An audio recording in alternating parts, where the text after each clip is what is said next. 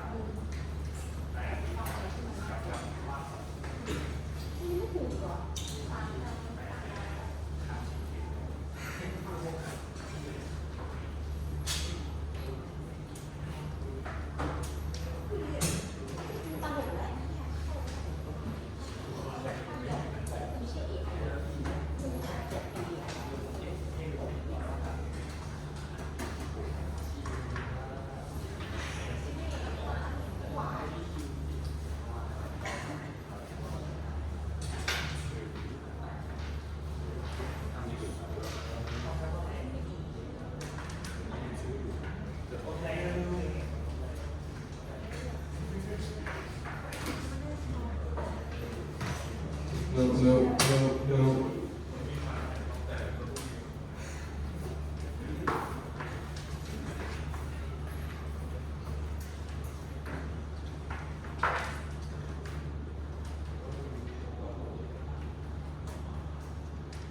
Yes, finally.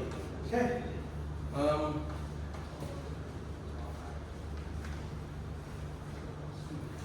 So, hi guys. Welcome to lecture 5. Yay!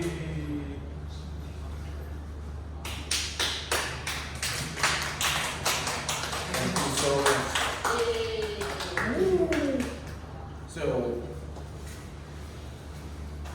we're going to talk about something quite new.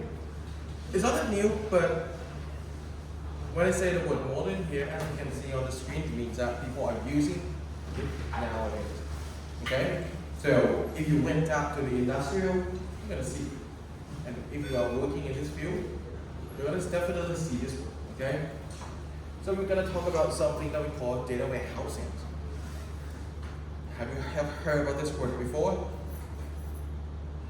Have you ever heard about this word before?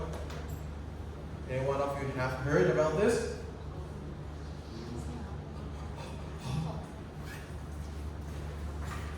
Anyway, before we get into that, have you ever heard about this term, data engineering? Oh, by the way, before we get into the lecture, today there will be 2 parts, right? Actually 3. The first part will be about lectures. The second part will be about the second round of lightning talks. Right. The third one, you know that today you need to register your project teammates. Okay, within today. So don't forget to do it. Right. I don't think I have sent you a link, but just collect your team members and send it to me. Okay. Right. Let's get back to the lectures. So before we get into this, I think this is a good time to talk about this word, data engineering. Have you ever heard about this word before? I think this should be more familiar. Okay, any one of you tell me what is the definitions of data engineering? What the hell is data engineering?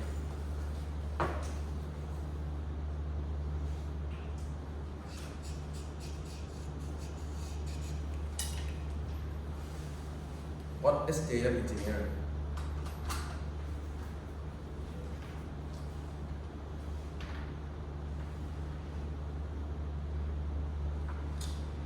I never thought that the air conditioner is so loud. What is data engineering? Yeah, Can anyone of you guess? What is data engineering? What is data? First of all, what is data?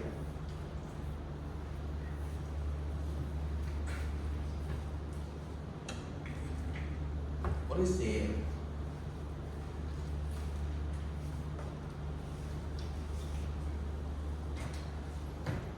What is data? Data. Oh. Don't be afraid. Yes. What is data?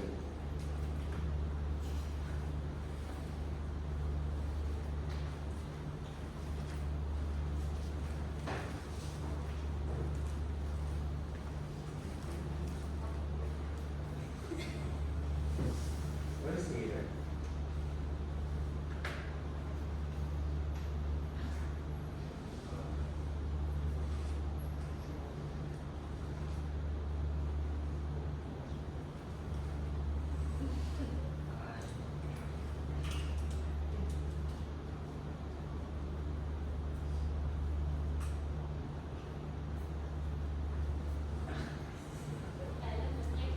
What is data?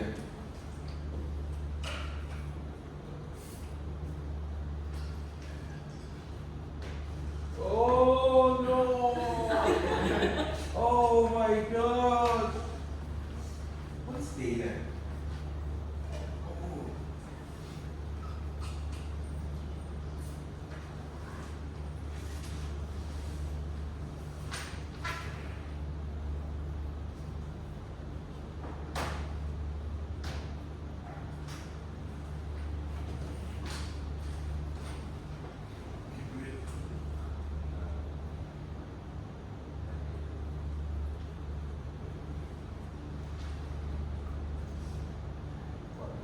Like what?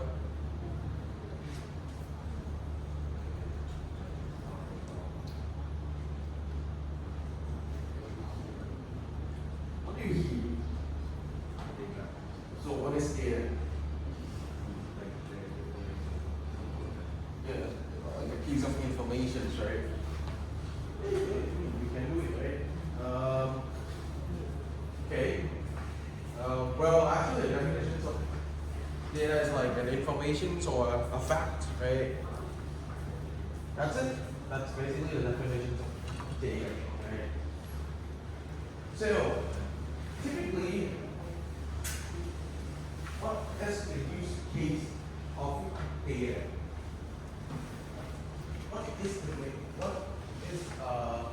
What is the use case? You know, what is the use case?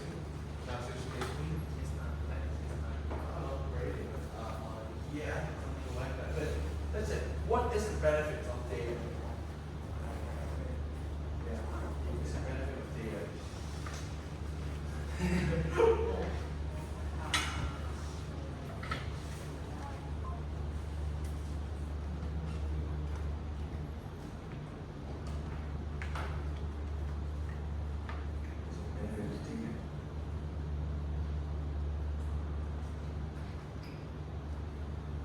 You know. I'm lying, you know.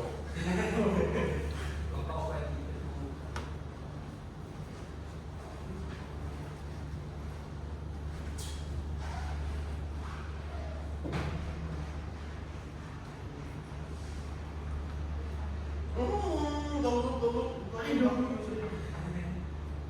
is the benefit of data?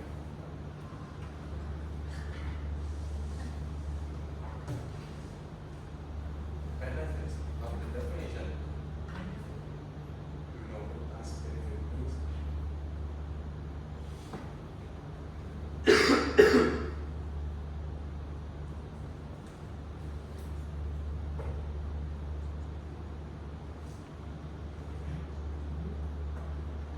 What do you mean by that? What do you mean by that?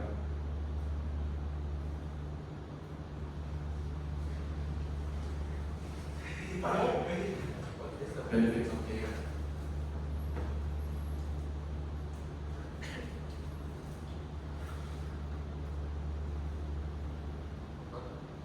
You know, don't lie. You know it. Yeah, you know it.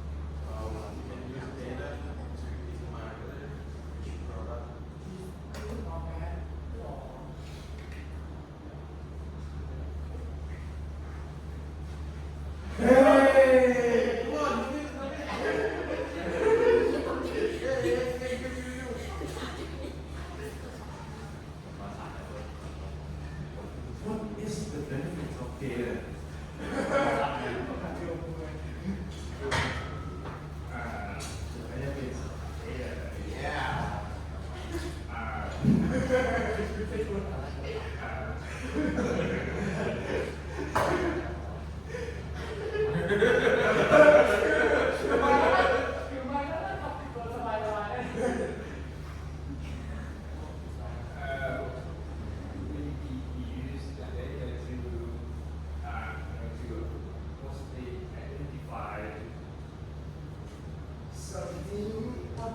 fuck is so good?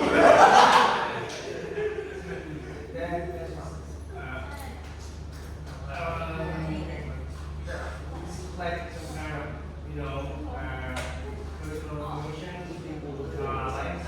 So, what reason this exists that in no way exists. So what?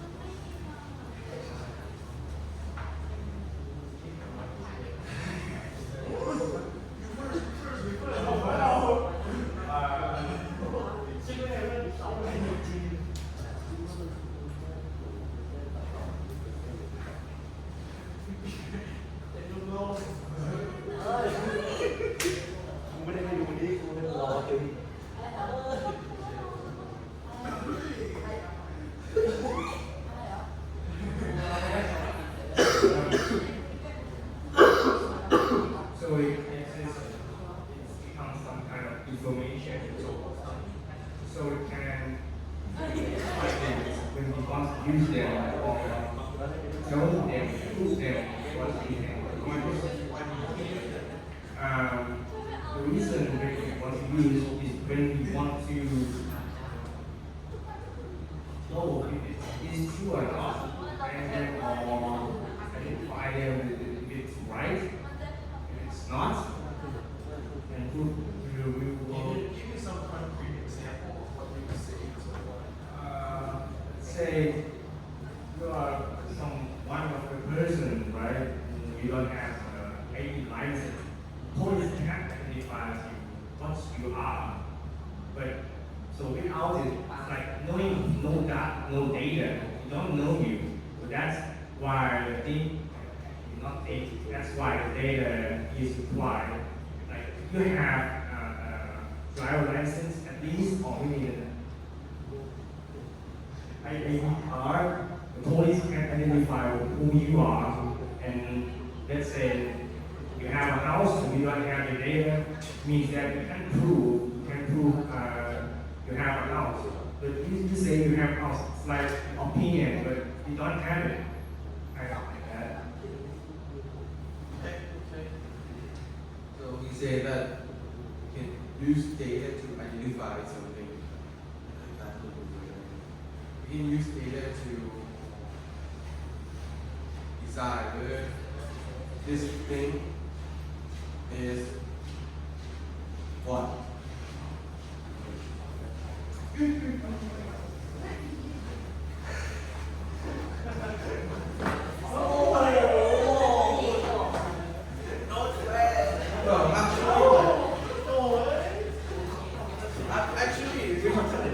We talked about this question in our first lecture here in this week, right? What is data? What is the benefits of data? Why should we use data, right? Between having data versus we not having data. Don't want to. When we have data versus when we don't have any data.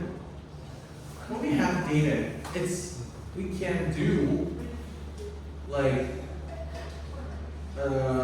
decision making based on data, right? Which can be more precise most of the time. Without data, most of the time we're going to use our gut feeling, right? So that is the key benefits of data, having data. So now, So now, in this lecture,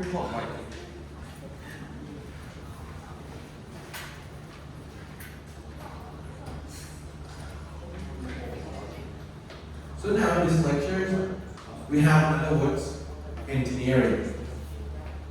So data is basically in fact a piece of information that we can use to do decision making, right? Engineering is actually a term we use to say a science or a set of techniques that we can use to make something under a constraint. For example, if you would like to engineer a bridge, then it's not like the end goal is not like we're gonna have a bridge at the end. No, the end goal would be we will have a bridge under constraint. For example, under this cost, under this timeline, under this what else? This quality of the bridge, so on and so forth. That is what engineering is. If you want to engineer software, it means that we would like to have a software under a constraint of time, quality, effort, something like that, you know. So when we mix up the word data and engineering together, it means that how do we use data under a constraint? Right? Sounds too abstract, right? So most of the time when people use the word data engineering, they tend to use it when we have a goal, when we have a use case, when we have an application that needs data.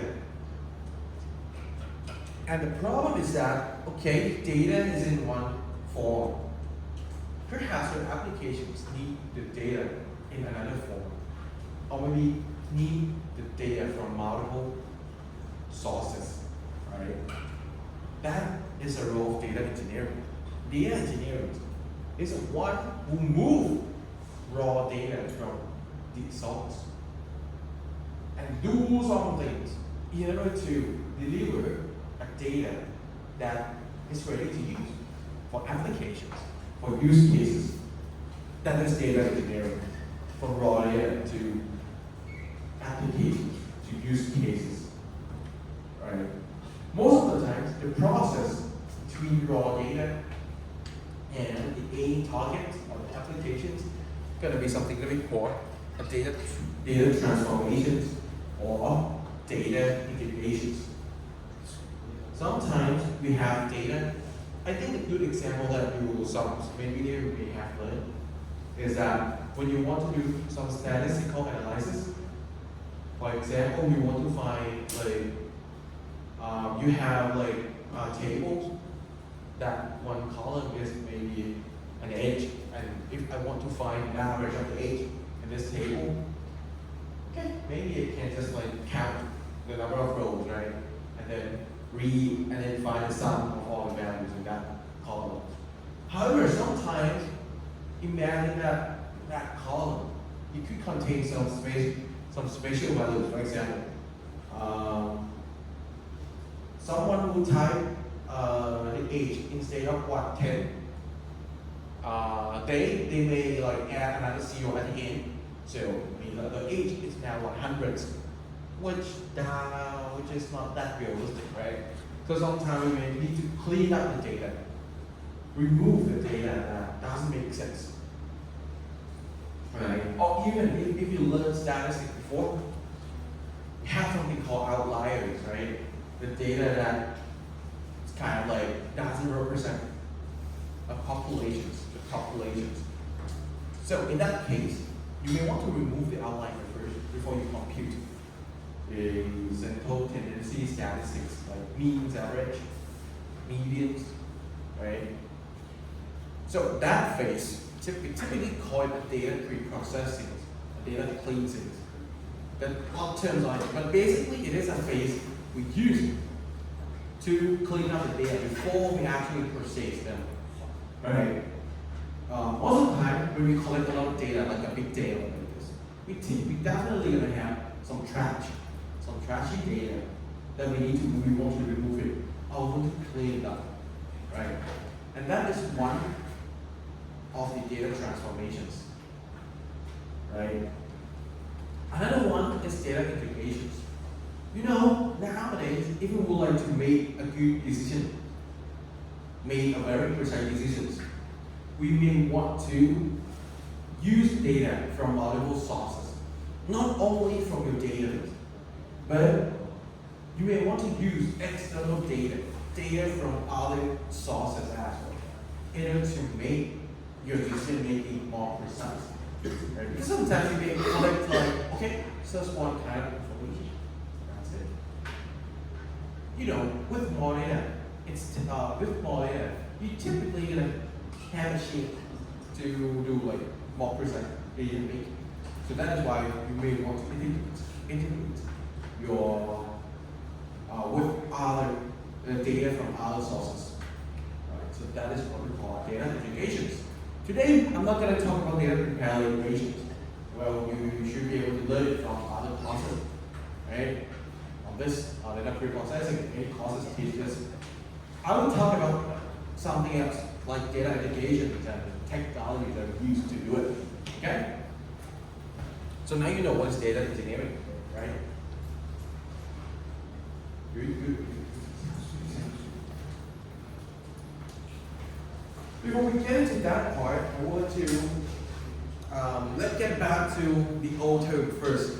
You know, before we can do the data engineering, it means that we need to have data sources, right? Data sources could be an external data source, which means that you don't own it. You are not the owner of the data source. But it could be your own data. And most of the time, if you want to gather your own data, you're typically going to have the applications in which the workload is OLTP, online transaction processing. The word transaction processing, if you don't, let's say if you don't like study databases before, the word transactions should typically be appear in banking system the most, right? When you transfer your money, that's transactions. When you buy something from a shop or a restaurant, and you make a payment, that's a transaction, right? When you buy something from e-commerce platforms, you pay them, that's a transaction. So that is what transaction is. Basically, you could say that a transaction is a set of actions to do something. Right? Most of the time, it's related to financial or banking or accounting. Right? It doesn't need to be those things, but most of the time, we saw it then, right? So, online transaction processing. When we talk about transaction processing, it means the workload that we tend to process those transactions. So imagine you open up the mobile banking applications, right? Then you transfer something. That things get transferred because they get processed using the bank systems, right? The bank system is a one process, the transaction, your transfer process, your money transfer, right? So those transactions, many transactions in the world, tend to be maybe just a small piece of action. For example, when you transfer, it just like update your account and the destination account, right? You want it, just the destination account, just to the account need to be updated, right? So not that much. But today, we know the number of transfer happening in Thailand today, or maybe yesterday. You think it's more than 1 million? That is a trait of OLTP. Small updates, small reads. So when you open up your banking applications, you see your balance, right? But you only see your values. You only see just one piece of information from the entire database of millions balances stored here in the bank system. So you only read a piece of small, very small data. You only update only this small piece of data. But the amount of update and the amount of revenue are not. Millions. We're talking about millions of updates, millions of read. I mean, for internet read, I believe it's billions per day. We're talking about that. That is what we call OLTP, online transaction processing. The word online here means it is online. That's it. You connect to something not on your phone. You connect to something far away, which is the banking system at the bank. So that is what we call an online transaction processing. And that is a way companies or you may use to do data gathering. Let's say you have that guy in the back, you see that he wants to use data to know which product is good or bad, right? Right? So, if you want to know which product is good or bad, what do you need to know? Which kind of data do you need to know?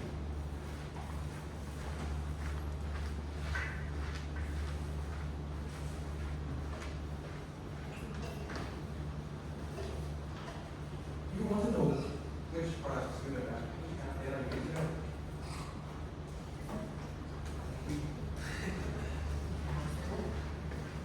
What? People buy, or You want to know the sales, right? yeah, What else? What else do you want to know?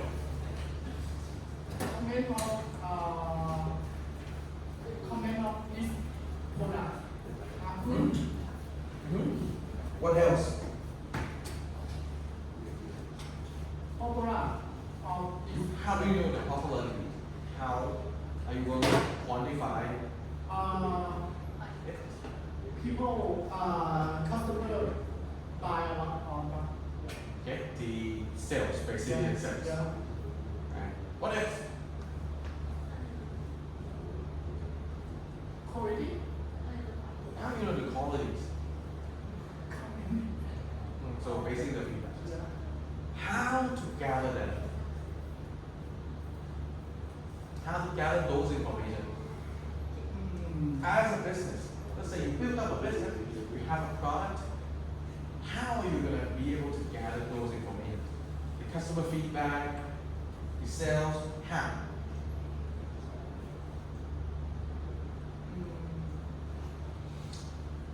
People review of the How are you going to get those information?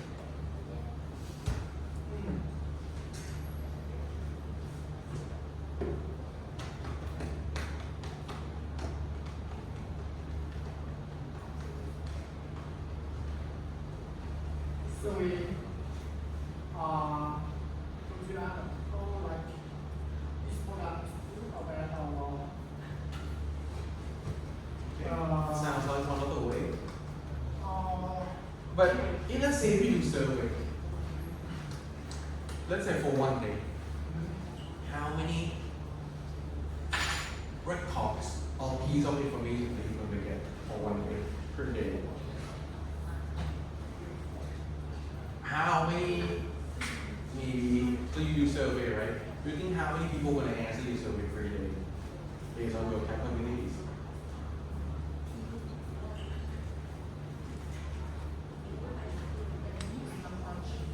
How many? You estimate 100, person or 1,000 per day, 10,000 per day.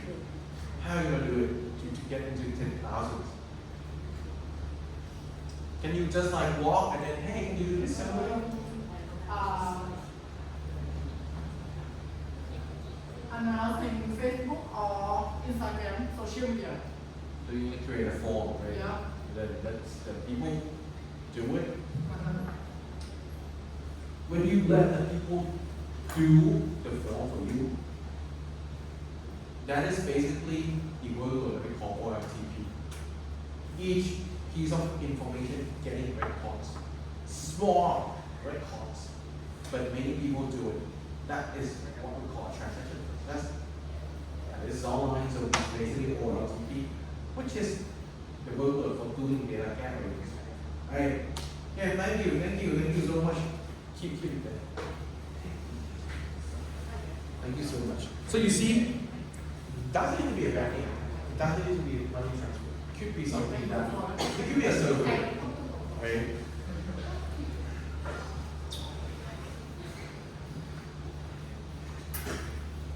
So when you want to do that, let's say you use Google Form, you use what else? In banking system, they typically use relational databases in which you all know it, right? Do you know banking system? I'm sorry, do you know relational database? Yeah, you answer it. Do you know what is relational database? Do you know what is relational databases? What is relational database?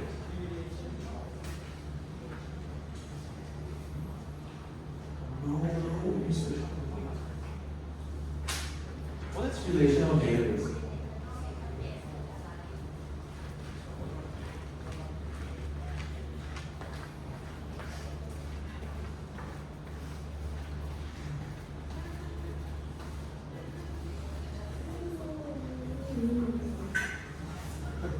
In your opinion, what is relational database?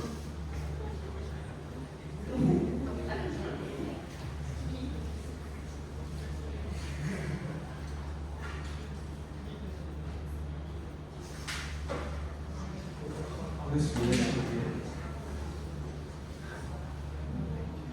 Come on. And we know it. What is relational database?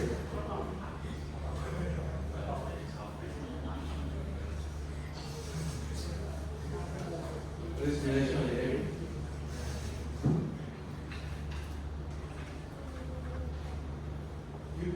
You know it. Generally, you know it. Don't lie, you know it. Don't lie. You know it. You know it.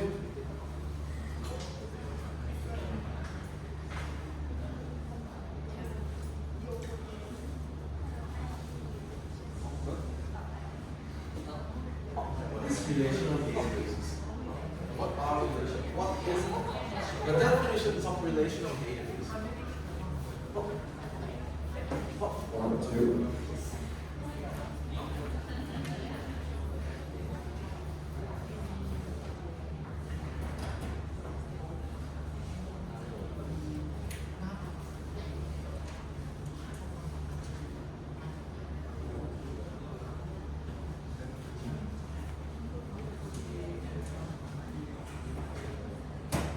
What is the definition of relational databases?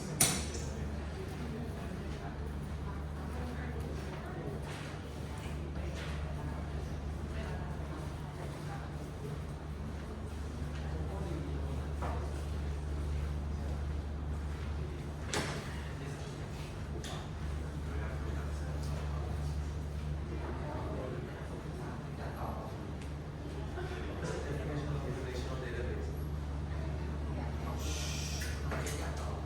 database?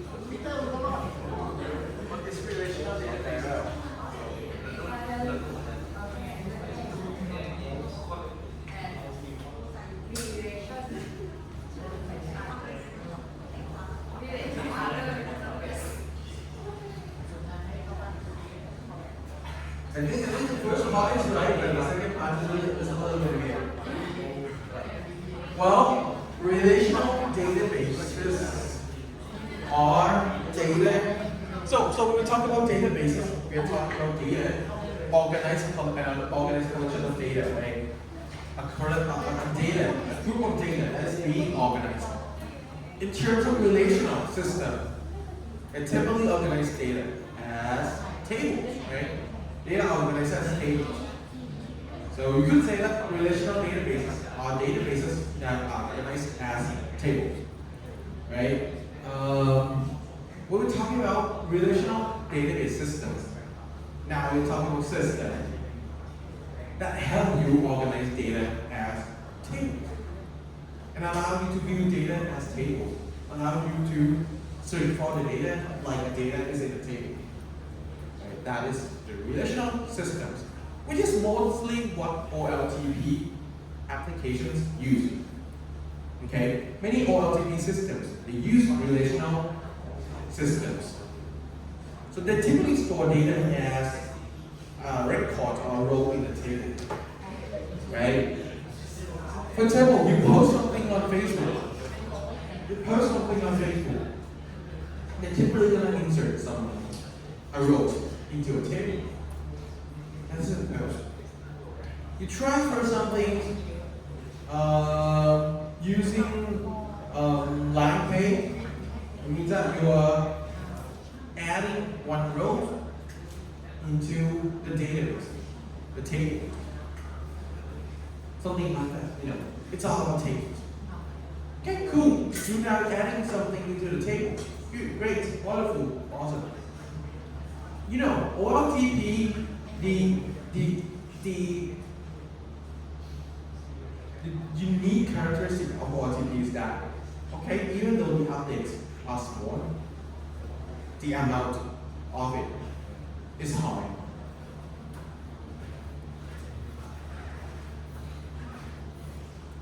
Let's see some example. We still remember SQL. Who here still remember SQL?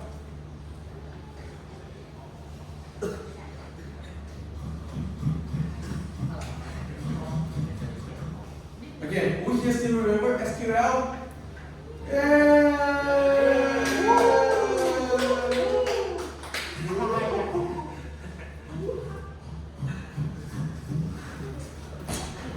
Oh my God! You also taught SQL, right?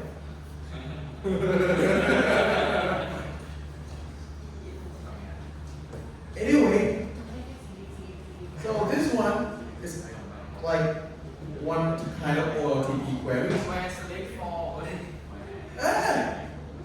Yeah. Anyway, do you understand this query? Don't do that to me. Do you understand this query? What does this query do? Does this query do?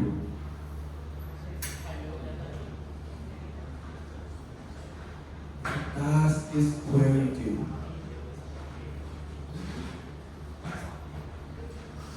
What does this query do?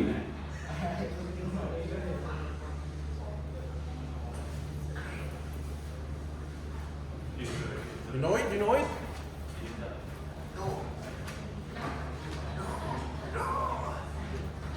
What does this query do? You know, don't lie. I know it's the link for Order by. You see order by here? Is this what does it do? Insert code I love you database into What? Let's say that that's the column of sex story. insert that code.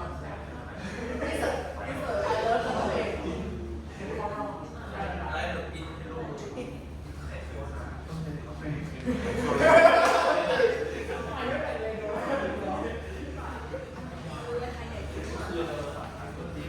Okay, so this one specifically we try to add one row into the table called host, right? Name host, in which one of the values we add is a string. I love databases. Do you love databases? A little bit.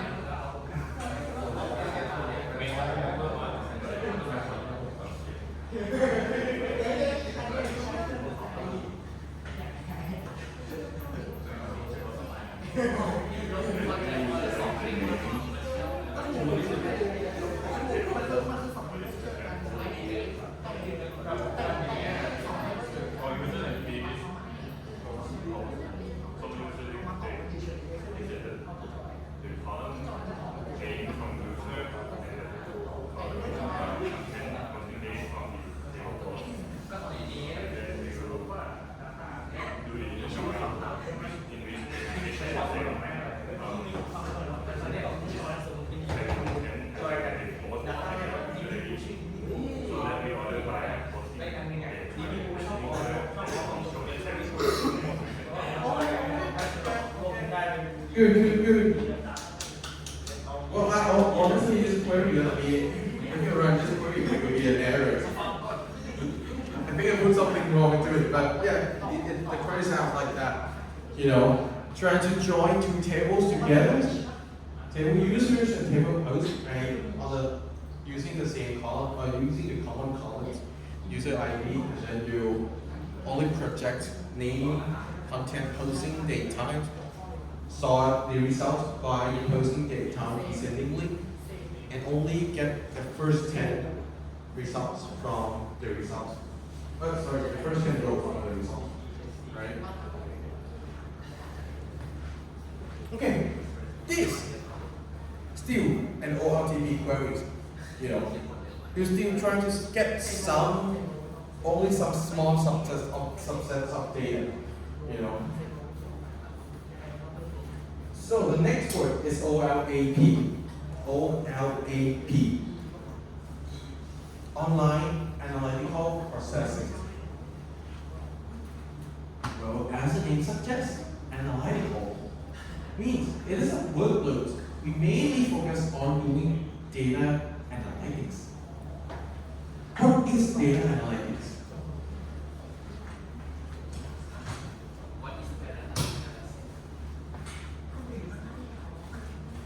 What is data analytics?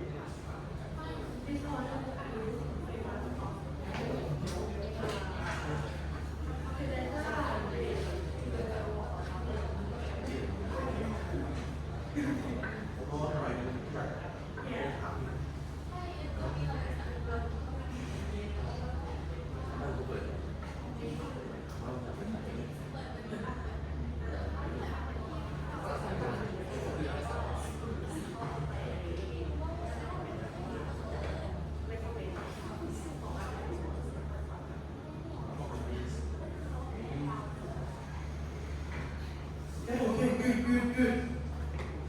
So, your friend saying that one of the example of data analytics is to make a recommendations of which dishes should be on the menu. That. Well, when we want to do data analytics, you need to have questions on a piece of information that you need to know. Every time when you open up a business, right? Sure, you use data because you want to decide on some things. But what are going to be some things? You need to be concrete about it. You need to know the goal of doing any actions. For example, I'm opening up like a restaurant, right? My goal is to increase the sales next month. What should I do?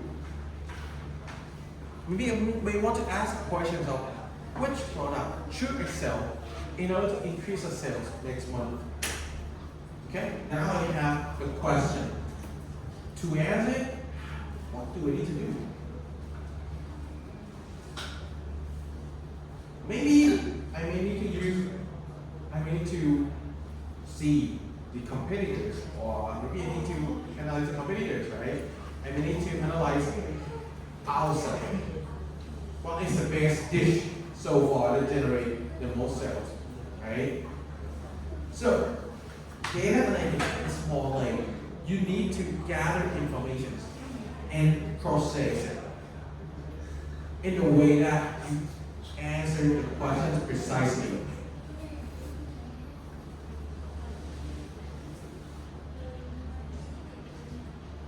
Okay? So that's data analytics. Well, actually, the definition of data analytics is to break down all the information into pieces and find relations between them.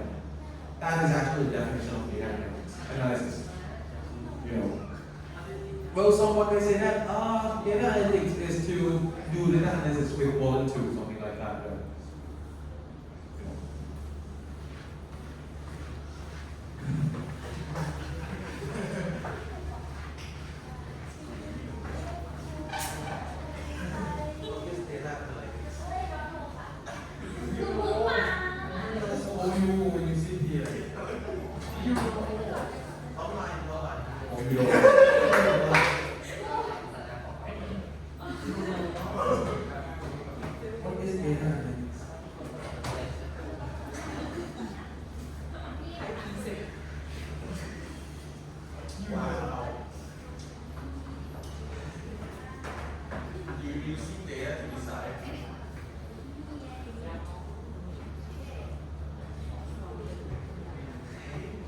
what is data?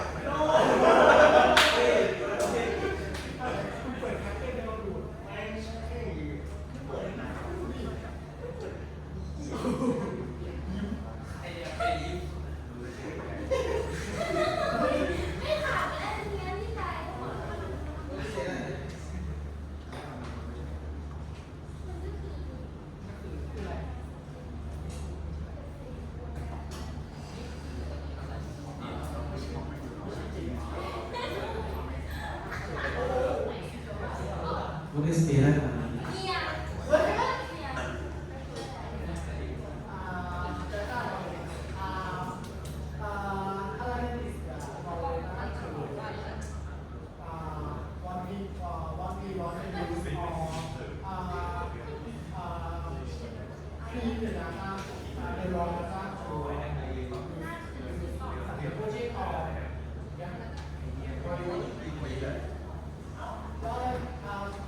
The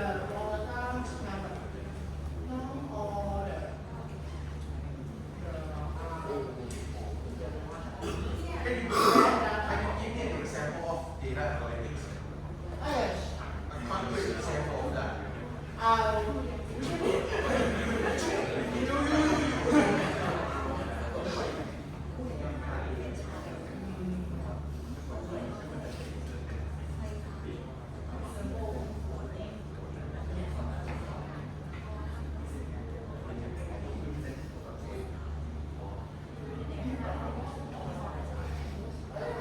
we read dashboard is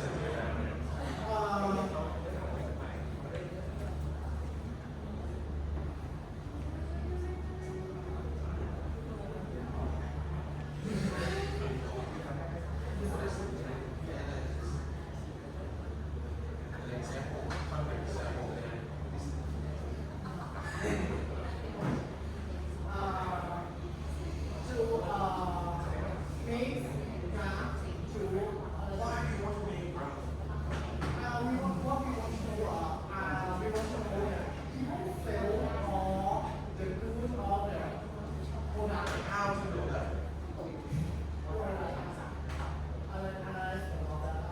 How we gonna analyze it? What was which analysis?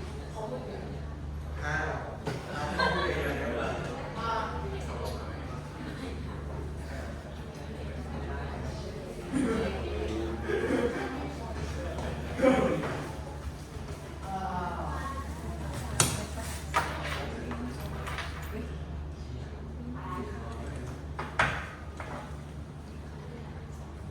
Why do you need to use Power BI?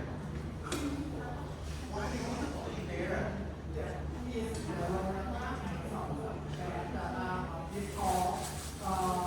What do you want that data?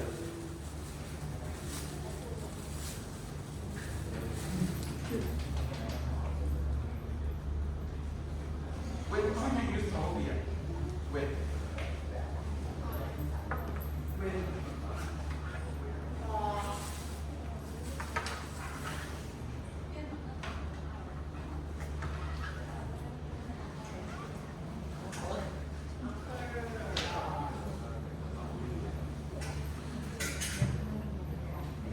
Let's say you graduate.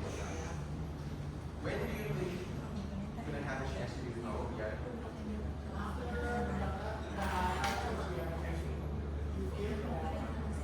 Give me some example. How would you example?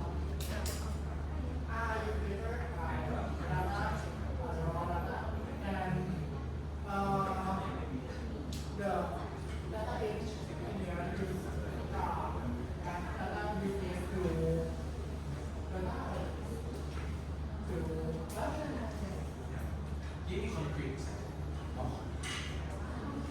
Yeah, go ahead. Go on.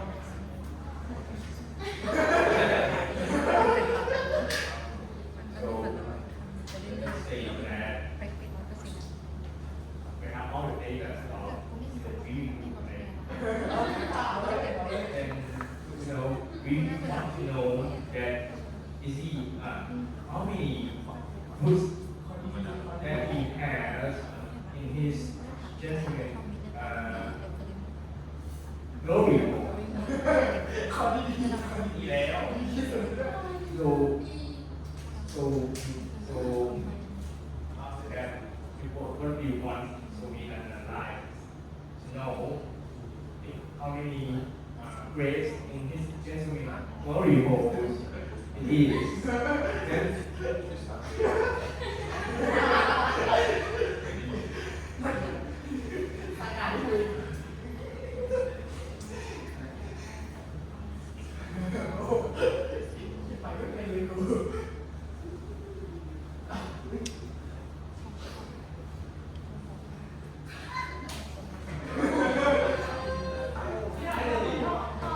Give me some example of data analytics.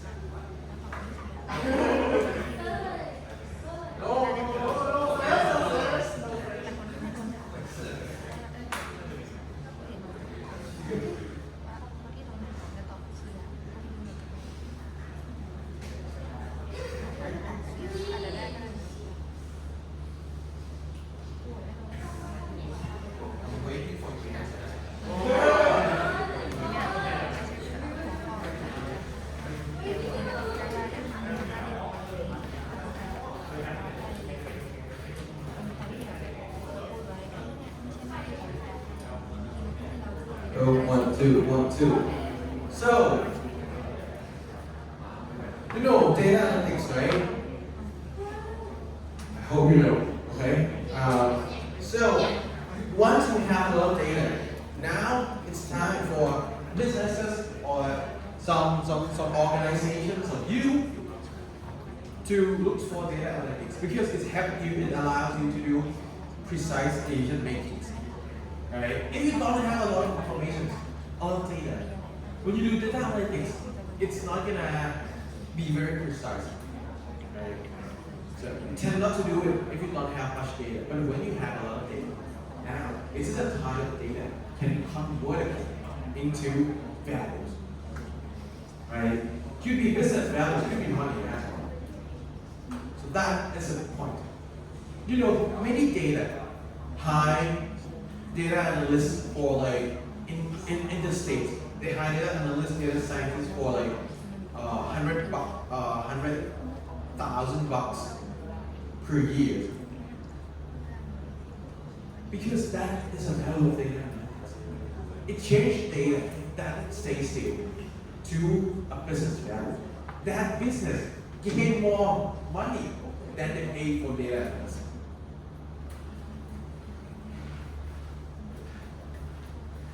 So most of the time when we do data analytics, there will be a system, the system that we use to do data analytics, mostly are called decision support systems or DSS. Okay? So if you wonder what is decision support system, it looks like this. It's basically business intelligence or dashboarding systems. Okay? Why? Why do we need to? So you see this? One of you, I think third year you have the Power BI, right? Power BI is a tool that you allow you to visualize data. Why visualizing data? Why do you need to visualize data?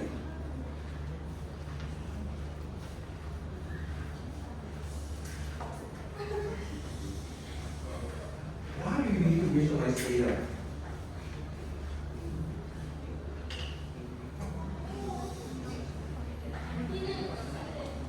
I'm not going to say we need to, but why should we visualize data?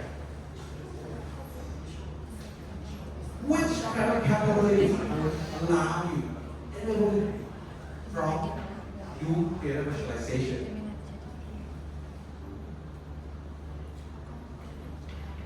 What is the capabilities of data visualization? You want to answer? What is the capabilities of doing data visualization?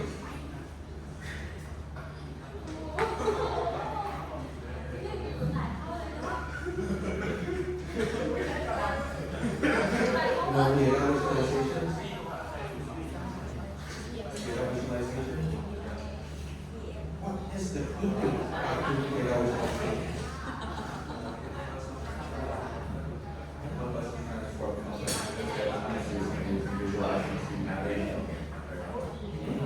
Good. So, data visualization allows you to transform complex data sets into something simpler for humans to see. Right? Imagine you have a table.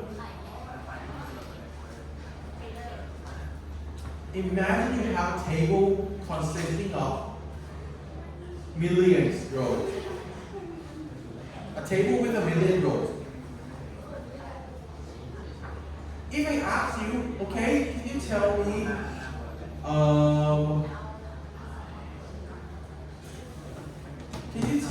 like the sales for January?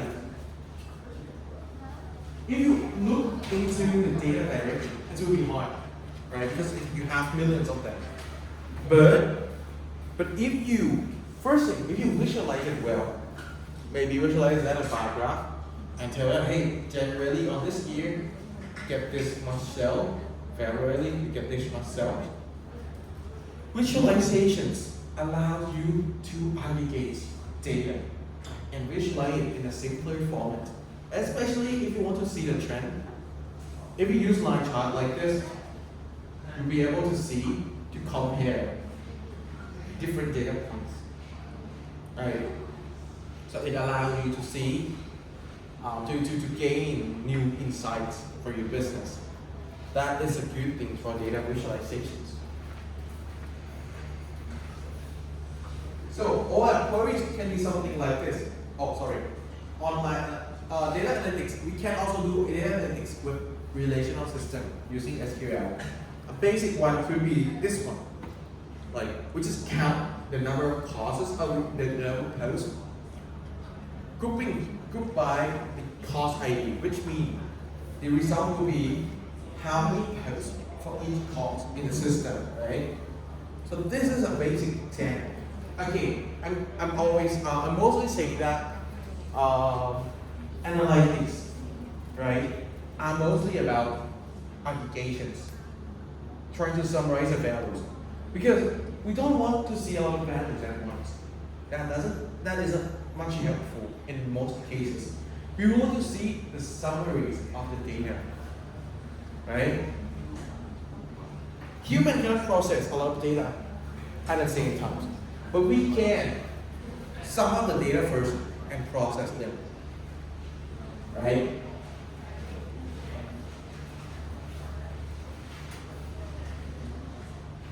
So I told you that OLTP systems tend to be stored in typical relational database, right? But if you remember what I told you in lecture 2, which is online, I'm not sure whether you focus on that. But OLTP system back then, they're not optimized for data analytics. The way they get implemented, OLTP system, they get implemented in a way that they want to optimize for transaction processing. How?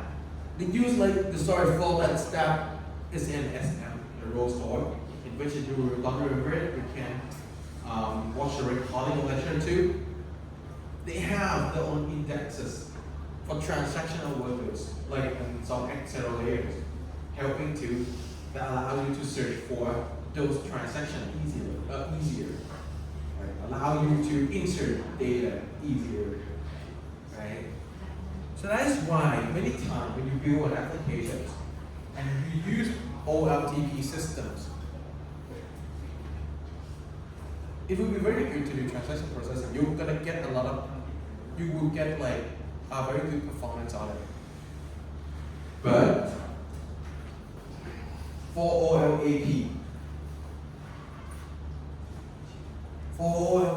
if you use the same old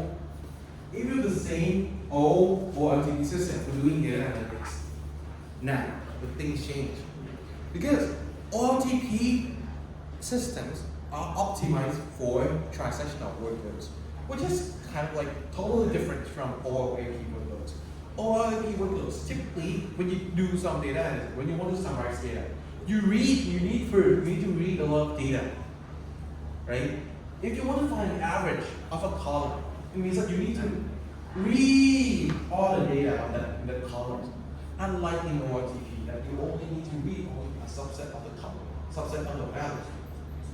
Right? So that is why for OLAP, the number of reads will be a lot larger. But for OLAP, you're not going to have a lot of inserts or updates. Right? You just need to have a lot of data and read a lot of them computed. Right? So, since OLTP systems are not optimized for data analytics, that is a time that also have another kind of system called OLAP systems. OLAP systems are systems that optimize for OLAP workloads. If you don't remember it, get back, watch lecture 2, okay? The point is that okay, I say that data gathering are typically done on OLTP systems, right? We use OLTP systems for doing data gathering. But once you have enough data, now we want to do data analytics. But OLTP systems that we use to gather data, that we use to collect data, are not optimized for those analytics, data analytics workloads. That is why we have another OLTP system. But still, OLTP and OLAP are two different systems. So, one way to utilize, one way to make the data analytics more efficient is that we move data from the OLTP system and put it into OLAP system in order to let them perform data analytics. Okay. Again, OLTP, good for transactional processing. OLAP, good for analytical processing. But people, applications store mostly store data on OLTP. That is why one of the ways is, okay, we set up another OLTP and we move data from OLTP to OLAP in order to let OLAP do the analytics. Understood?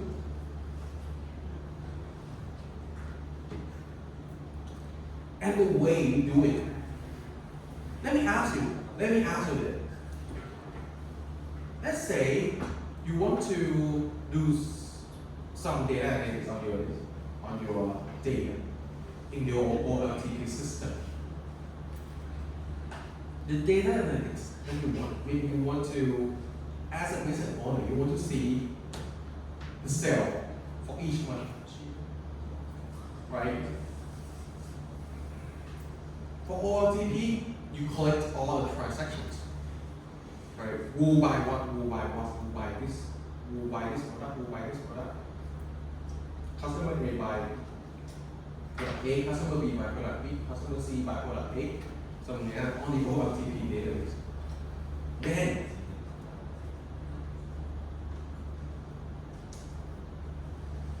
at some point in time, you want to do data analytics. Now, you extract the sales, you extract data that you think that you will be used to compute the sales that you want. You extract them from the OLTP systems. Then, first, let me ask you, can the data be used straightforwardly, like directly? Most of the time, no. You may need to convert into some format that is better to do data analytics. First, the transformation tools that you can use could be dbt, that we didn't taught you, or the Apache Airflow, that is one of the technologies that you can use. And then you can load it into the OLAP systems. And then once they get loaded into the OLAP system, you can start doing data analytics with efficient part. You can start doing efficient data analytics. Right. The process called ETL, because you need to extract data from the OLTP system. Then you transform the data, and now that you load. So this is going to be today. Oh my god. I hope I can get it on time. So before we get into today, any questions? So well, all I said earlier are just introductions. Okay. So I would like to talk about this kind of data cube. What the hell is data cube? Before we get to that, that's a good definitions of data analysis from Gray. James Gray is like a very famous people on the OLAP systems, right? He said that data analysis is basically a task that we try to look for unusual patterns in data, right? So how? The way they do it consists of 4 steps. The first one, you formulating a query that extracts relevant data from a large database.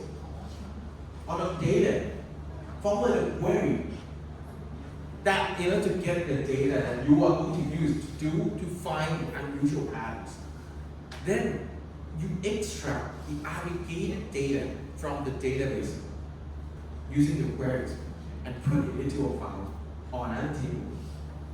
Then you visualize it in a graphical way in which your friends say that it allows you to view data in a more simpler format, right? Allow us to compare data, compare different data points. And finally, given the visualizations, now we can analyze the result, the visualization, in order to get the insights, gain insights, and or maybe you could try to form another query as well if you want to continue doing data analysis.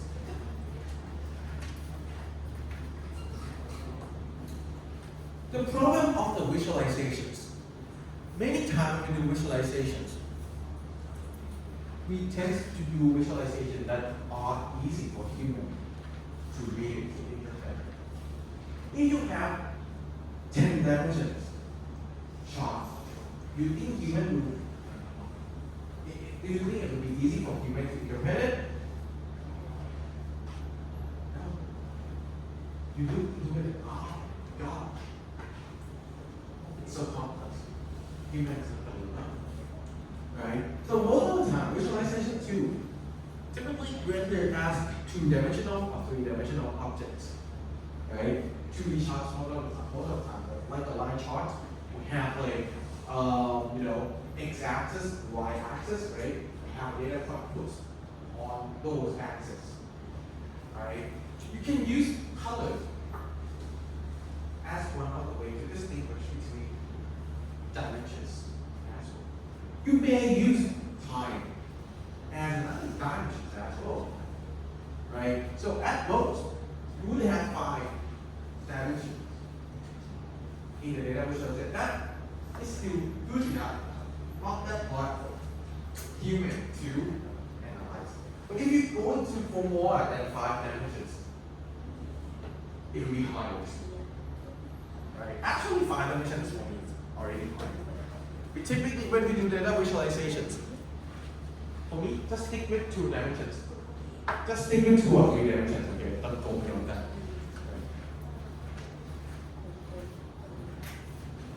So, if you have too many dimensions, but you don't want to lose any information, one of the ways is to summarize the data in some dimensions. You do something that we call a dimensionality reductions.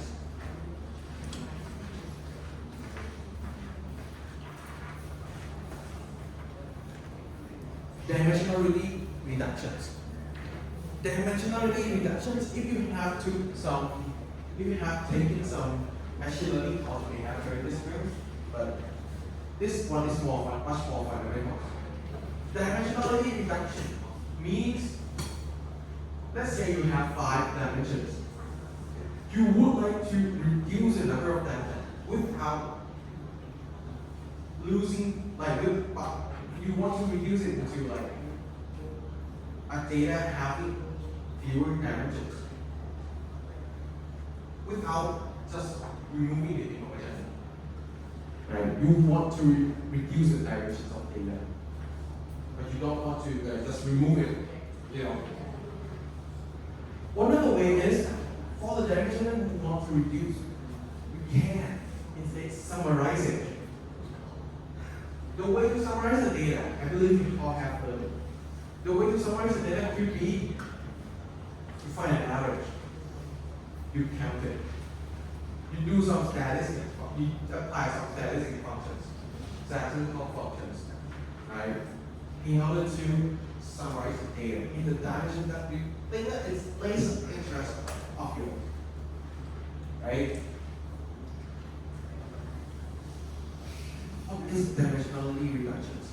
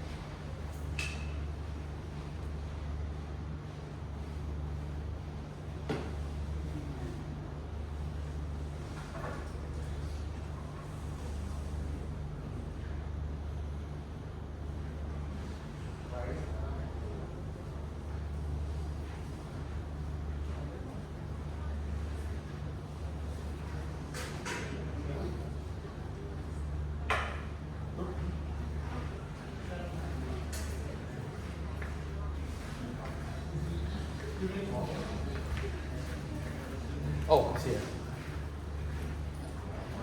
So, dimensionality reductions. What is dimensionality reductions? Why do we need to do it? Like, every time you learn new concept, I think you should know why it exists, right? And when you should use it. It's not like, oh, you learn it, you can't do it. Right? At least that is the thing, right? When you learn new concept, right? They will like you to you, okay?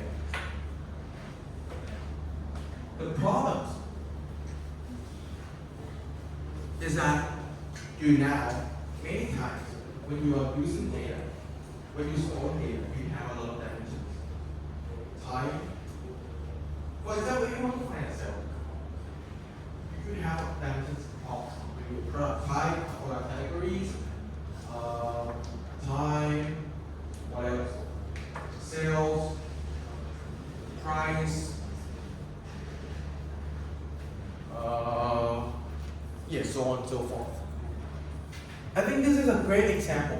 So let's say if you want to analyze car sales, your original, suppose your original data has like, it's a table of colors. And in that table, it has a model column, a year's column, a colors column, a date column, and a sales. Or dealership column. You have 5 columns. You have 5 dimensions. Again, I told you that in visualization. We're typically going to have 2 or 3 dimensions. Right? So one of the ways, okay, if we want to focus on model, years, and colors, then we can ignore date or dealerships. But we don't want to lose the information by just removing. So we can do data summarizations.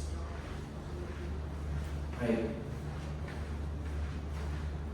Instead, so let's be more concrete.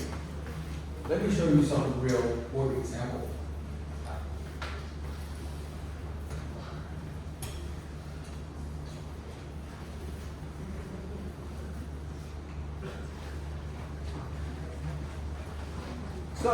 So let's say we keep this table in a relational system. So you could apply this queries, SQL queries, that regardless of dates of sale or dealerships, we count them. We sum them up using a count. Alright? So basically you group the models, years, and colors by you group the data, the count by the models, years, and colors. So eventually you will have the number of cells for each model's year or colors. Right? Let's see some real world cases.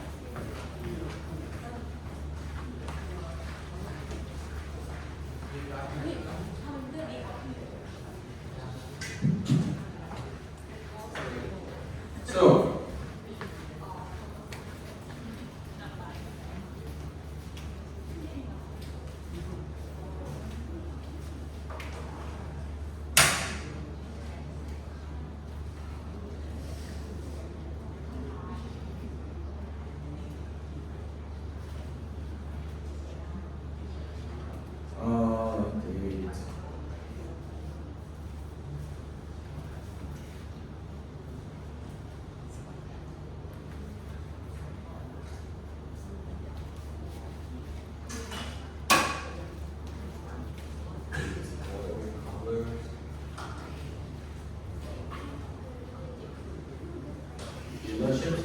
So let's say we have a table, date, model. We have the table, date, model, colors, dealerships.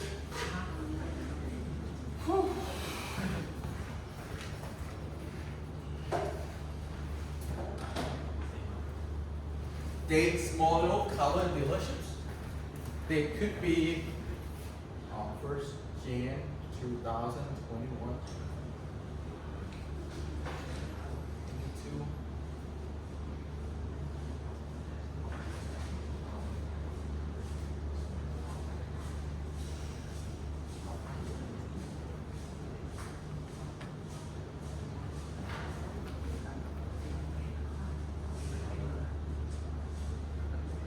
It could be something like this. This is a date of sales, right? When the sales happen. So this basically stored in your OTP system. An example of the OTP system to make it more clear could be a DBMS, a relational one that support optimize for or LTP. Example could be SQL, SQLite, MySQL, DB, Microsoft, SQL Server, Oracle database. Oh my God. Sorry.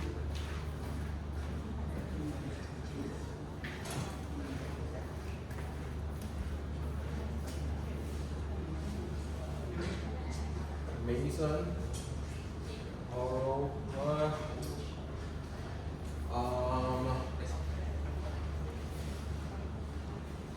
yeah, those are the popular ones that many people use for creating OLTP system that optimize for transactional processing, right? Okay. Now get back. So you can store a table like this in the OLTP system. Have this kind of date model A, B, B, B, B. Okay. Colors could be red, red, red, red, green, blue. Dealerships could be dealerships X, X, X, Y, Z, Z. We're saying that what do we want to know is that we would like to get the sales, but the data that we want to ignore from here could be dealerships, right? Also in the date part, we only want to focus on the years, so we don't want to focus on date and month. So we may ignore this. So now, given that we ignore them, if we just pull out this table, the amount there will still be huge, right? Not easy for human to understand, to interpret.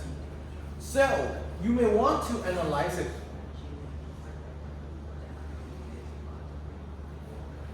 Analyze the data by doing aggregations. One of the ways to analyze data is to do aggregation, right? And once you do aggregations, in many OLTP system, relational system, it allows you to reduce the dimensions, do the dimensionality reductions by doing group by. So given this, instead of we pull out all the columns, we now only focus on, oh my God, it's all bad.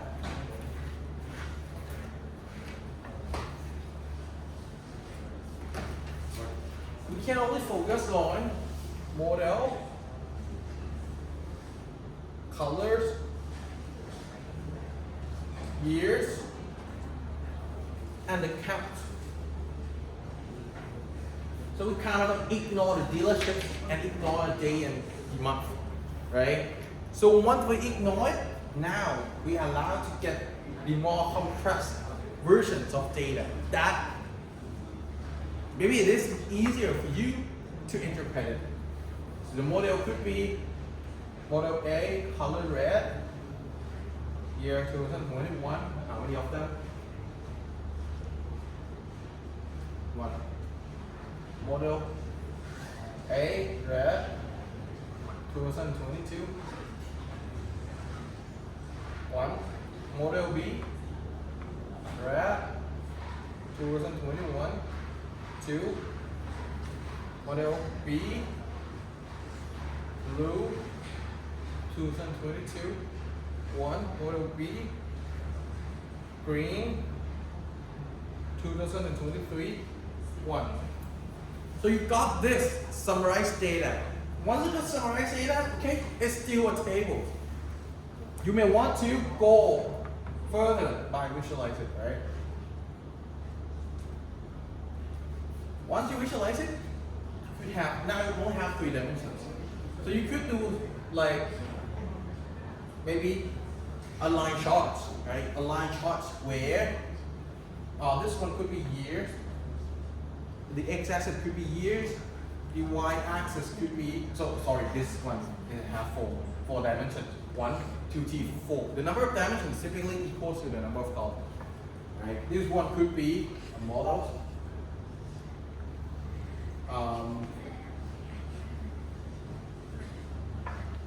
This one could be 2021, 2022, 2023. Models. Shouldn't be it should be count. Okay. So this one is 1, 2. So we could plot it as A red. 2021 is 1. So you could plot it as A red like this in a visualizations, right? A red. This one also A red.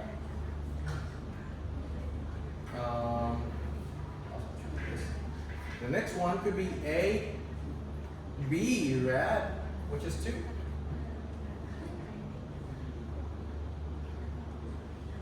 Right, but we only have 2 years of it. Right? Then we have B blue on the same one. B blue. 1 and then C. Oh no, not on this here. Blue. And then we can have B, green.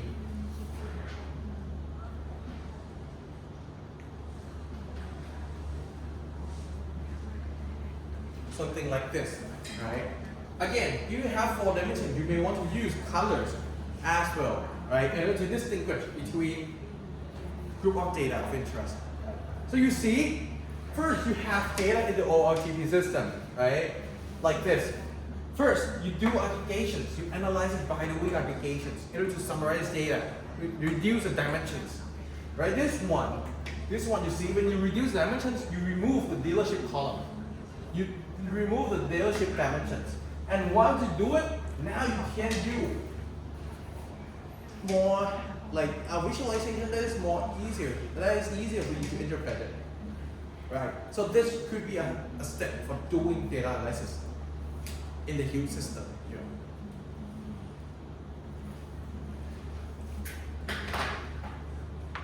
Any questions?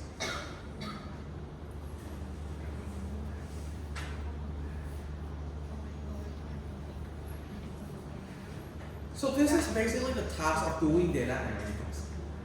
Most of the time when you do data analytics, you do this, right?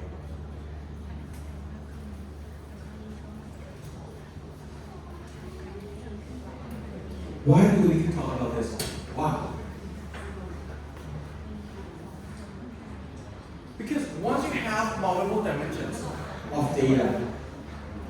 when you have multiple dimensions of data like this, it means that you are forming another way to which like this could be a multi-dimensional cube.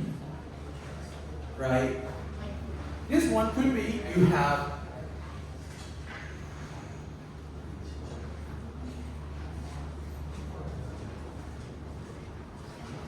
you have a cube of data. A cube means that each one will be one dimension, right? For example, it could be model, colors, years, and inside of each cube will be a value. For example, this one could be 2021 model A, years to red, color red, and then you have one as the count, right? So you can put like 4 dimensions of data into a cube. Actually, 3 dimensions. One measures, right? One value columns, right? Into a cube. So given this data cube, the good thing for it is that you allow to do operations. There's someone who invent something that we can call a data cube operation.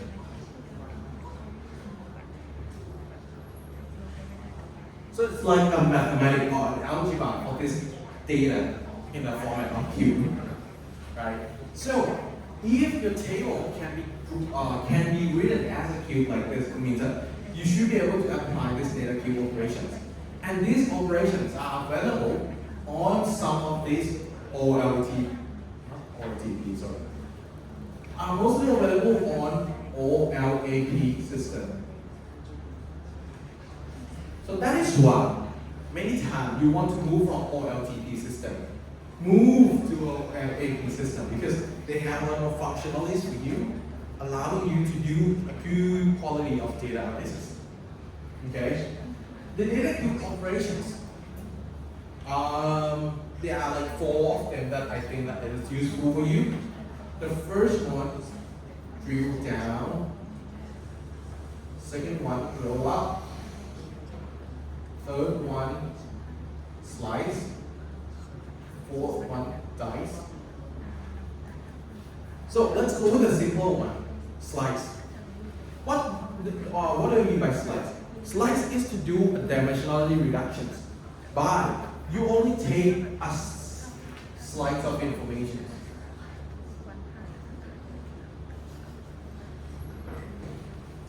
When you take a slice of information, it means that now you remove one dimension out.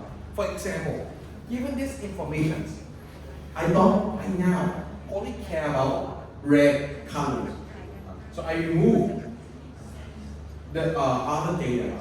I only focus on the model that has color red. So I now focus on, so now I can just remove the colors column because I already know that it will be red for sure, right? So now I reduce the dimension by doing something that is called slice. I will slice the cube in order to remove one dimension out. Okay? Actually, if I'm gonna remove all colors, the slice will be something like this. So this will be the slice. I will get only the first slice here, the leftmost slice here. So in order to reduce the dimensions. So that is slice. Next one is dice. Dice, what do we mean by dice? Dice won't reduce the dimensions, but it will reduce, scale down your data by making a subcube in a cube here. You may want to focus on a specific range of value. For example, you only care about years 2021, 2022, only 2 years. You don't care about 2023. So it means that you try to remove some of the rows. You filterings. You do some filterings of the data before you do the analysis. So this is dice. Another interesting thing that when you use data visualization tools like Power BI, SAP HANA, is that these 2 operations, drill down and draw up. Drill down allow you to get into a more detailed information. For example, now I'm playing with the year, right? I could drill down from years and to see, hey, in this year, 2021, which month has the most of it? That is what we call drill down. We get into deeper dimensions of the years. So years here, the deeper dimension could be month. The more deeper dimension could be a day, right? So you get more details by drilling down. And this is supported by many business intelligence tools or dashboard tools. Okay? This is the drill down. Rolls up, just an opposite of drill down. So if you go to months, you can get back to years using rolls up, drill down. Okay? So these are the data incorporations. The reason why I teach you this is because whenever you want to do data analysis, you visualize it like this. And if you use data visualization tools like Power BI, SAP HANA, Tableau, Google Data Studio, you will have a chance to play with these operations. Okay? So that is what we call data cube operations.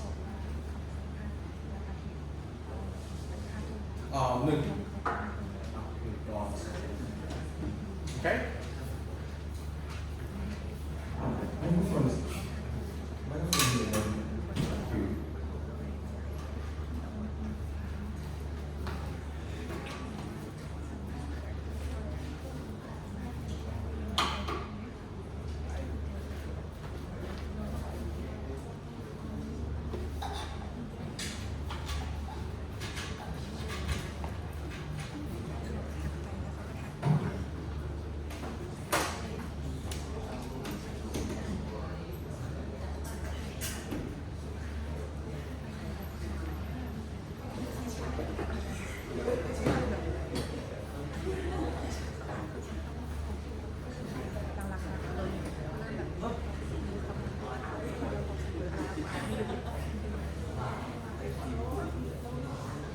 Okay, so these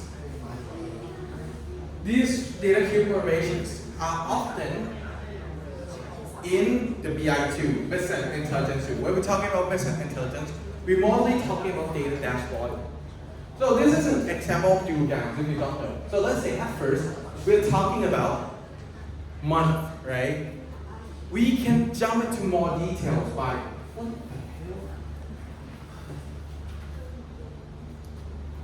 okay, we can jump into the details by, let's say, double click onto this month. We jump into the detail for each date. 1, 2, 31. So this is drill down. Rolls up is you change from this back to this. We call this a granularities of data. Which level of detail you want? Date, month, or year. Right? And this is really helpful, right? It's allowing you to, let's say, even see that, hey, this month, why do we have a lot of sales? You can check specifically into more details. Right? That, oh, it's actually because of this day, it's maybe a holiday or some things. Right?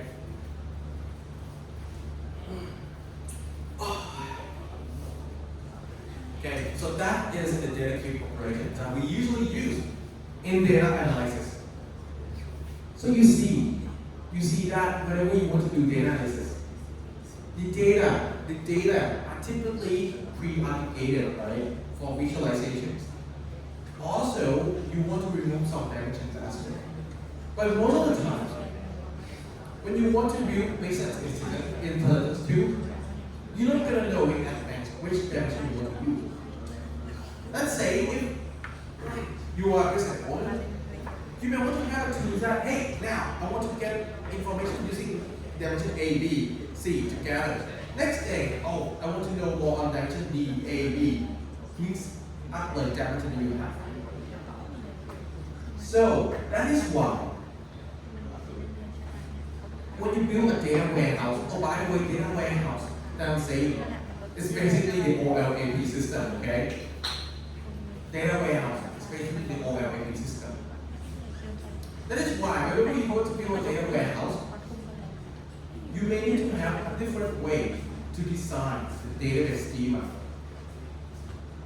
All of you have learned one of the ways to design database schema systematically, right? Which is to use the ER diagrams and then reduce it to a relational database schema. That is one of the ways that you all in this room definitely have learned. But for data warehouse, even though OLAP system that you use is based on the relational model, which is based on table, but the way you want to model it may be different. Right? So back then you use ER like this, right? With fancy models, right? This is good for OLTP because it helps you know whether you collect correct information or not. But for OLAP,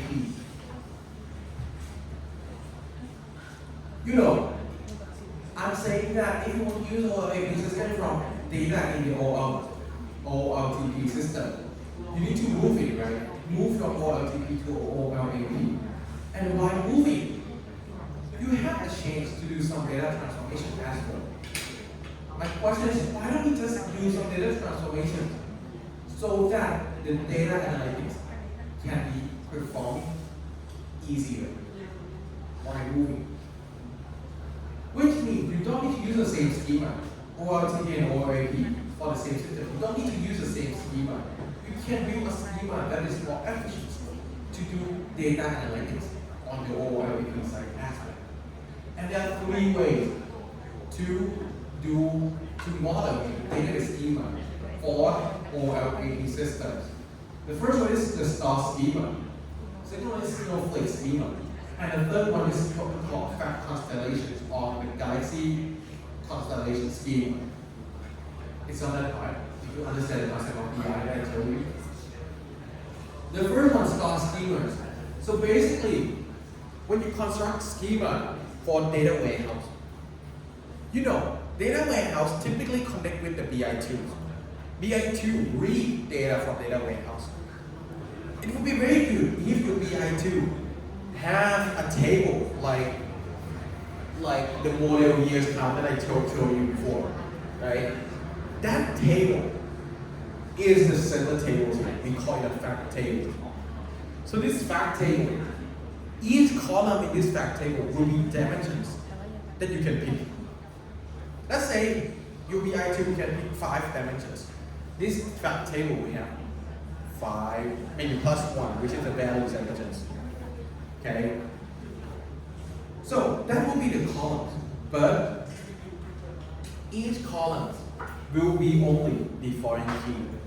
If you want to know the information from each column, you need to grab it from the dimension table.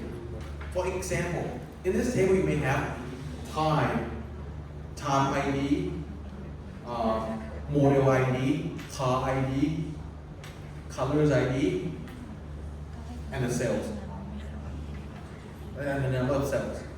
If you want to grab the details of this model, you need to grab it into this from one of the dimension tables.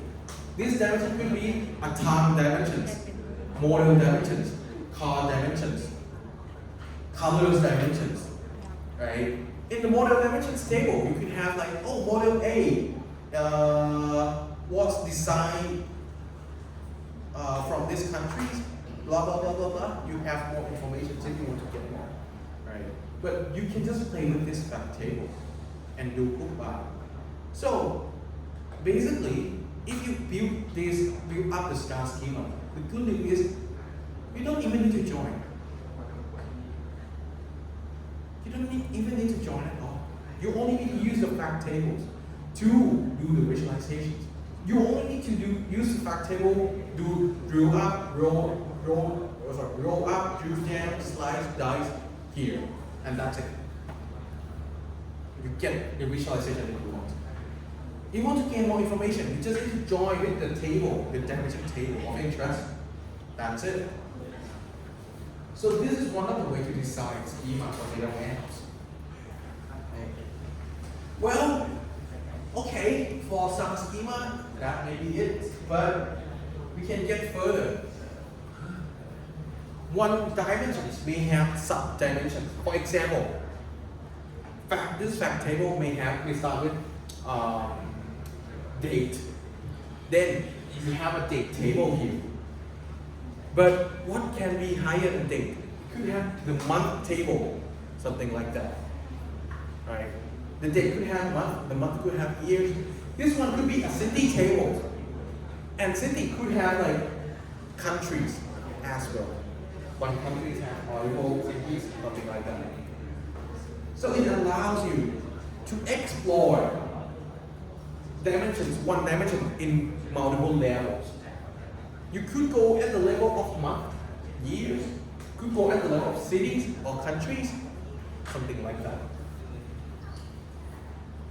So this is a solved schema. The last one is the fact constellations. Just the same one, but you now have multiple facts table that utilizes the same dimensions. That's it. So many times when you do, like when you want to do data analytics, you may want to have multiple facts table. Right? So that is a way to construct a schema that is more suitable for doing data analytics. Always. So you can see from this lecture today, the goal for doing data analytics mostly to do some visualizations. In order to gain insight from the visualizations, if that is an end goal, you should have a system that store data in the format that the data visualization tools can use it easily, can use it as easy as possible. Right? And this is a way to transform the schema of that. Okay. Now let's say if you learn this, now you can try to construct a schema for the OLAP system. Good. Now you have OLTP system. You have OLAP system. What do you need to do? The data transformation, right? Or the ETL aids. Extract, transform, and load. So it's basically ETL is the process between OLTP system and OLAP system, right? The easy way to do ETL is you can just write a Python to do it. I mean, ETL is just the name of the process. You don't need to use a fancy tool like DBT. You don't need to use a fancy tool like Apache Airflow that I introduced you. You can just write a Python program to extract data from data sources. Let me ask you, can you write a Python program to read the data from database? Yeah, you just need to write a program, connect to the database and select it out. That is extract. Can you write a Python program to do transformations? Yeah, you can even write, first way, you can even do transformations using SQL. Or you can even translate from what you get from database translate into data frame and use pandas, Polar to compute it. Or you can just write a plain old Python loops using plain old Python functions. Or use some Python libraries to transform the data. That's fine, that is transformed, right? And finally, once you transform it into the appropriate format, which could be like aligned with the Snowflake schema that you design, then now you can load it to the OLAP system. Okay, I'm talking about OLAP. I haven't talked about technology for OLAP, right? One of the technology for OLAP, I believe that you all are very familiar with it, is DuckDB. DuckDB is one of the tools. It's one of the OLAP systems, right? So it is very good for doing data analytics.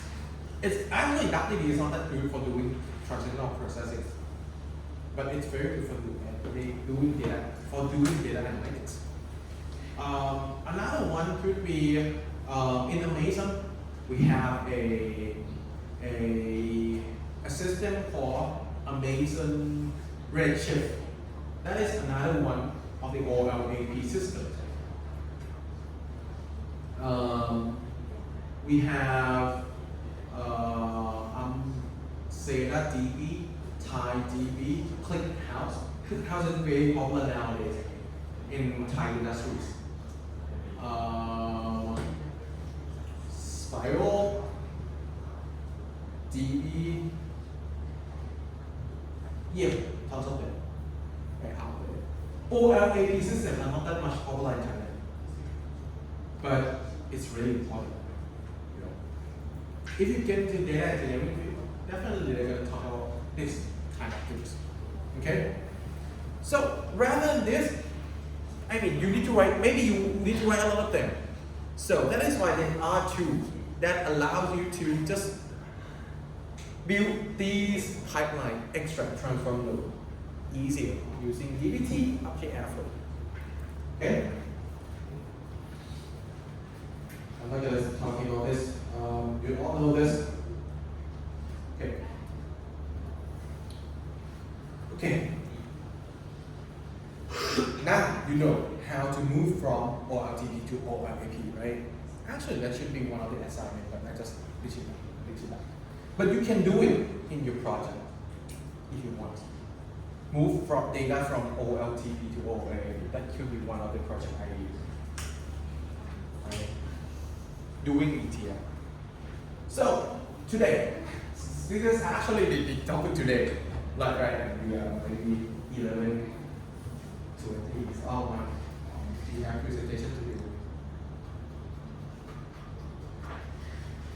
Let's try to do it quickly, okay? So there are multiple technologies. You could self-manage it. OLAP system. They are like DuckDB, Delta Lake, Subhana, ClickHouse, Amazon Redshift, SailorDB, TiDB, Polars, Google BigQuery, Spiral. That's all OLAP, DBMS, all OLAP system. You can download it and manage it by yourself on your machine. That is what we call self-manage. Self-manage means that you run it on your own machine and manage it by yourself. You can also rent it on the cloud platforms like Google Cloud Platform, GCP, Amazon Web Services, AWS, and rent these Google BigQueries, Amazon Redshift apps, right? Or the new platforms out there, Snowflake, Databricks, Firebolt. Those are the platform, a website. When you get into it, it will be a website that allows you to, if you want to do this query, it will help you set up all the cloud for you. You don't need even use to rent the cloud instances in order to do the complexity. You just need to get into Snowflake, say that, hey, I want to do this, I want to run this query on this data. That's it. By using these two platforms. Another one could be Firebolt. If I heard that correctly, yeah, they're doing this as well. The good thing for this one is it will do something that we call storage compute. This application that I taught you, I think last week. This will not be in the exam, so don't be worried. Okay, this is a little bit too complex, but this is why Snowflake and Databricks. Databricks right now is the hottest database company in the States right now. They are like, the valuation is very high right now in terms of business values. The point is that what Snowflake did is like, they have a lot of, since they are the one who manage the cloud service. So they can't just rent a lot of machines on the cloud platforms. Right? They rent a lot of machines, they run it. Whenever user want to use it, let's say whenever you want to use it, you just need to Snowflake will give some to you in order to process your queries. So that is what Snowflake and Databricks did nowadays. Okay, that is really important stuff. I just want to know that, hey, for OLAP DBMS, you can just use cloud or self-manage it, that's fine. The important thing would be this one, data lake. So that is data warehouse or OLAP system. What the hell is data lake? Data lake will be more important to big data. I mean, so far we haven't talked about big data, even though this course is big data. And this will be the one this will be the first topic that is connected to big data. The problem is that data warehouse are very expensive. You need to structure it in a certain way, right? If you want to load the data into data warehouse, you need to do certain data transformation from OLTP, right? So that is why you may want to, before doing extract transform load, if incoming data are in your very high velocities or high volume that you cannot transform it on time, you may want to put it into a bin first, put it into some space first, without doing any transformations. This is what we call a data lake, which is a collection of data. You just throw it in without doing any transformations. You put it into data lake. The reason is what? The reason is that the data could be in high velocities, but you cannot process it on time. You cannot do ETL on time, right? So that is why you put it temporarily on data lake first. Okay, there are a lot of technology to do it. Dark lake, Delta lake, iceberg, beauty, in which in the next lab we'll try doing dark lake, setting this up. Okay? But data lake, it's just like some, just some space to keep data. It doesn't have any capability that much. But modern data lake or lake house. Lake house basically, if you see, this is data warehouse back then. It's a very old concept, that I talked today, 1980s, very old one, right? You have data, you can do ETL to build like a data warehouse or data mart, whatever you want to say, in order to connect it with business intelligence to or build a report. Now we have data lake in which all the data you pour into some lake, and then whenever you want to use it, you do ETL. Right? Whenever you want to use it, you do ETL to build a report, or you can just pick the data here up, maybe to train some models as well. But today we are in the era of lake house, or I would say modern data lake, in which again the data input are still the same. You have many kind of input data. You throw it in, but when you throw it in, there will be some mechanisms, at least two, in order to allow. Let's say if you want to do some analysis, you can just pick it up directly without doing ETL. If you want to do BI, you can just pick the data up directly.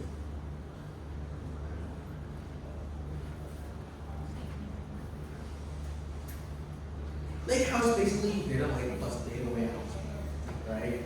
So you store it as a lake, but when you use it, you can use it as a data warehouse, right? Why you can do that? Why the lakehouse allow you to do that? Because when you store data, a lakehouse will try to do these two metadata management schema evolutions.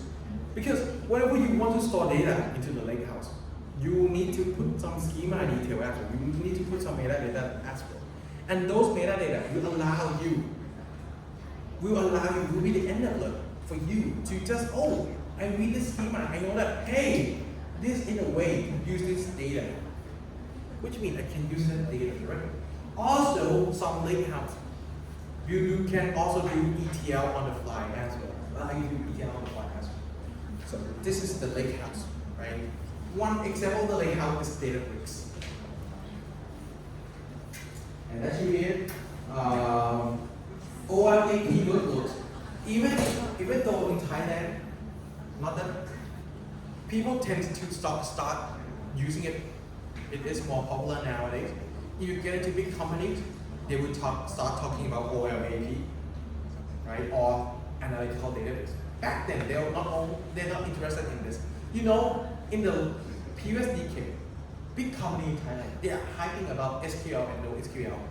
In which you know that I hate NoSQL. Right now, we are in the era that big companies, they tend to focus on OLAP systems. You know, some company they even don't know about that TV in Thailand, even though it's very popular in the world. So if you are very expert in that TV, you perhaps can be maybe a top people in some company in Thailand. Okay, so yeah. The reason why we have modern OLED system like Databricks Firewall is that the old one doesn't scale well, you know. Okay, we don't have much time, so we're gonna get into the presentations, the lightning talk. What is the hourly for what we'll have lightning talk today? If you have lightning talk, please line up. You want to talk first? Can you just can you open up the list of students?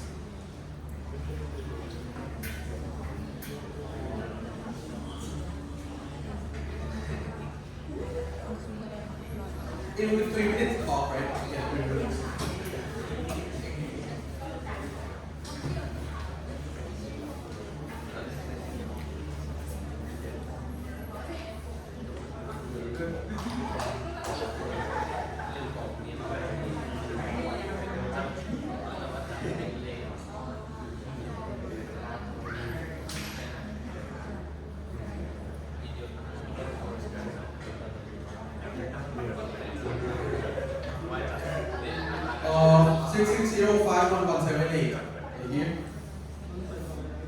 Okay, come on, go.